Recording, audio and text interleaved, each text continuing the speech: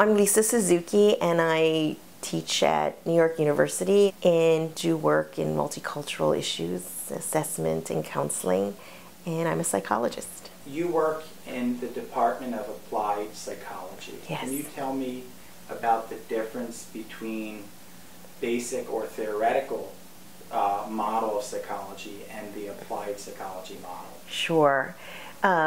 So in our department, there's a great emphasis on the students learning the theories, but also being able to apply them in real-world contexts. So students aren't just in the classroom, so we require them, even at the undergraduate level, to do research apprenticeships, to do apprenticeships at community agencies. They work in homeless shelters. They do, just to get the experience of actually seeing psychology in practice and seeing it in actual action, and to see the wealth of possibilities there are for them to do work in the field. And at the doctoral level, what would be some of the differences in training, let's say, between a PhD, a PsyD, or an EDD? Sure. So here we have just the PhD, and so it's a scientist practitioner model.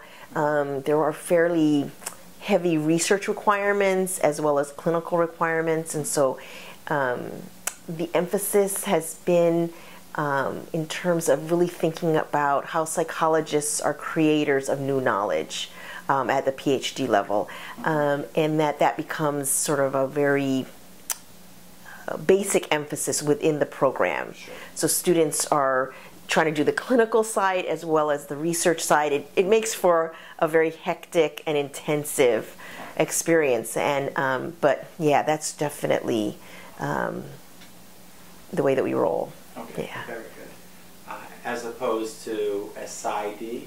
Yes, right. So PsyD programs tend to emphasize practice, and not to the exclusion of research, because I know that they do research, but also emphasizing being good consumers of research versus the creation of new knowledge as a major part of the program.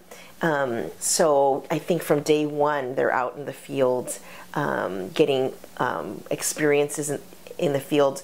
Our students don't go out into doing their practicum until their second year, so they have a 20-hour research requirement that first year also. Okay, so it's a different model. Yeah. Now, one of your major areas is culture. Can you talk about some of the cultural considerations that could influence the relationship between a therapist and a client? Sure. I sort of think of it as sort of three concentric circles. So there's sort of the culture of the client and what they sort of bring to the therapeutic relationship. Then there's the culture of the therapist. And then there's the cultural context in which that whole relationship resides. So in order for us to do culturally competent therapy, there needs to be a real clear awareness of who we are as cultural beings, so that we can understand how culture might impact the individual that we're working with. So we need to have knowledge of that and sensitivity, and also skills to work with different communities. Yeah. So the first step is self-awareness within Yes. culture, and then understanding the relationship of how that can impact the client. Yes, absolutely. And because there's so many examples of where we can become culturally encapsulated and so and ethnocentric, that we assume that we understand where the client's coming from because we put our own personal overlay in terms of what we're seeing. So we can misdiagnose symptoms, for instance. We can misread problems, and just not have a very therapeutic, positive relationship with our clients, which contributes to why a lot of people of color don't stay in therapy long, that they tend to underutilize mental health services as a whole in a lot of communities, and I think that's a very big concern. And how about in the arena of assessment? Can you talk about some of the considerations when doing an assessment, a psychological assessment, within different cultural contexts? Sure. So when I think about assessment, I think about how culture impacts every part of that process, from just from meeting the client and identifying what the presenting problem is, to making a decision whether evaluation is even necessary, to thinking about how we select our instruments. How do we know that the instrument is not culturally biased? Lots of instruments are transported into other cultures. We translate them and we renorm them, but whether they maintain equivalence in those two cultural contexts becomes really, really a critical factor in terms of whether we're going to get the kind of results that are going to be helpful to that individual. So some instruments have been used to over-pathologize populations and members of communities, and there's a whole literature about, for instance, how African American men were getting overdiagnosed as schizophrenic. And I think that when we actually began to look at what was going on, then there was sort of a realization that that the reasons for that were not necessarily that these men were schizophrenic, but that there were other considerations that weren't being addressed. Also, the issue of underutilization, and how some communities won't even come into treatment until the symptoms are so severe that they've basically overwhelmed any other kind of resource that they have available to them. So they're coming in with much more severe kinds of problems as well. And would you share some of the things that you've done, or some of the work that you've done within the Asian community? Sure. We've my work has been much more general, but some of the things that we're working on now are we are looking at trying to understand psychological measures within the Asian American community. What are some of the historical issues that have impacted the process? What kinds are there culture-specific measures that could be helpful? What are the kinds of issues that specifically pertain to Asian Americans? So, for instance, we know it's a very heterogeneous group, that there are 20 different languages spoken. Each group has a different history. For instance, in the United States, they have different languages, different cultural values, and so it's really trying to tease out what's unique, and then what can be thought of more in a pan-Asian kind of way. So there's sort of both things going on in the literature. Things like acculturation, language is very important in the community. There's lots of ethnic identity scales that are being developed, and also an understanding of how some of the stereotypes that initially have seemed somewhat positive, like the model minority myth, and how that has impacted the kinds of services that Asian communities have received.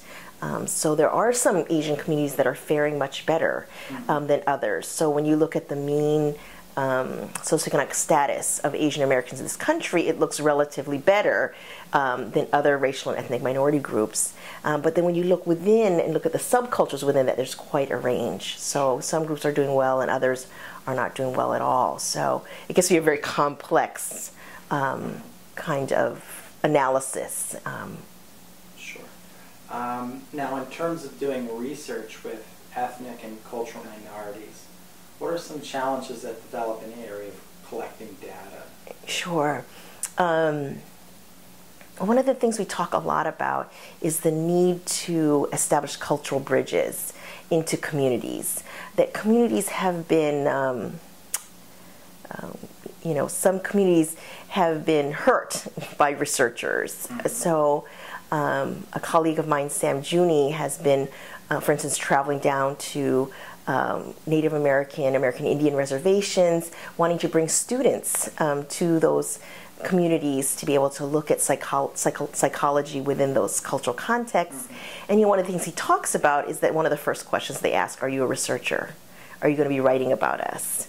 Because there is a sense of protectiveness about the community, that they've been misunderstood, that they've been misrepresented in the literature.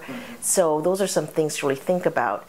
So it's important also as a researcher to collaborate with community members, to collaborate with practitioners in the field who are doing the frontline work, and really listening to them. So I really like the work of Michelle Fine and Laura Smith, who are doing a lot of work with participatory action research and really listening to the needs of the community. So rather than me coming up with a research idea and then entering the community and say, I want to do this study, that the study itself emerges from the conversations, so that it's very, very relevant to what the community needs. That's right. Now, how do you stay current in the areas of cultural issues? How do I stay current? Well,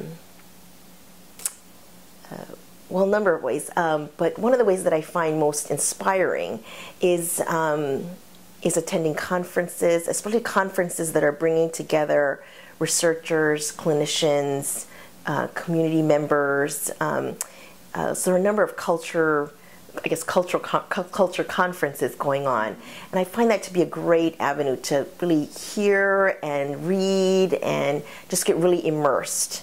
I think it's really important for students and faculty to be out in community, to listen to what people are saying. That's really vital to them, because our work has to be informed. What are some of the future directions, specifically for the area of culture?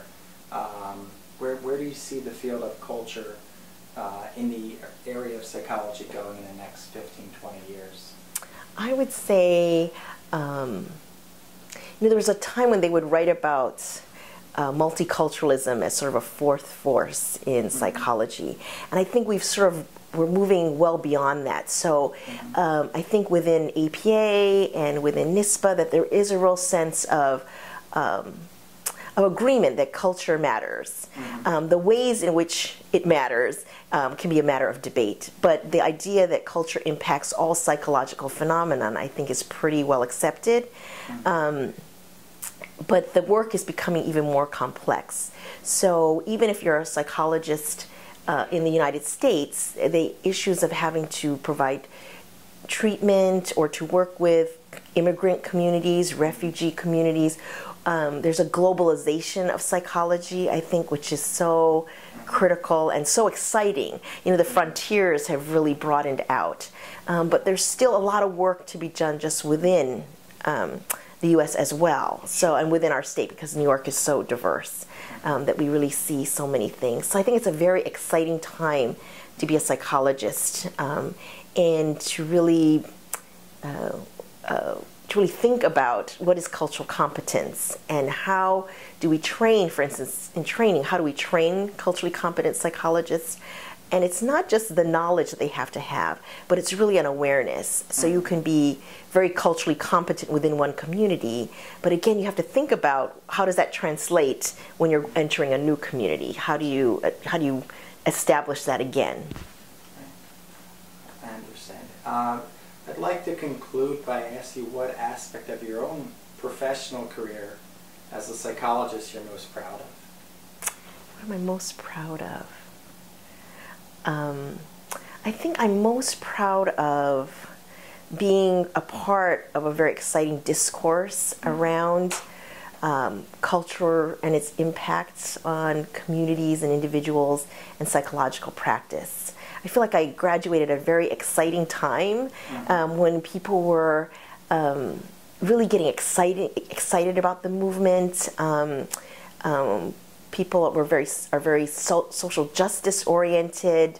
That really the emphasis is not just on studying community, but thinking about how does our work help community? How does it facilitate change for the better, both in terms of our own thinking about what is better as well as what's better for that community. I think it's a great time to be a psychologist. It's very exciting, and people are very innovative about how they're doing their work.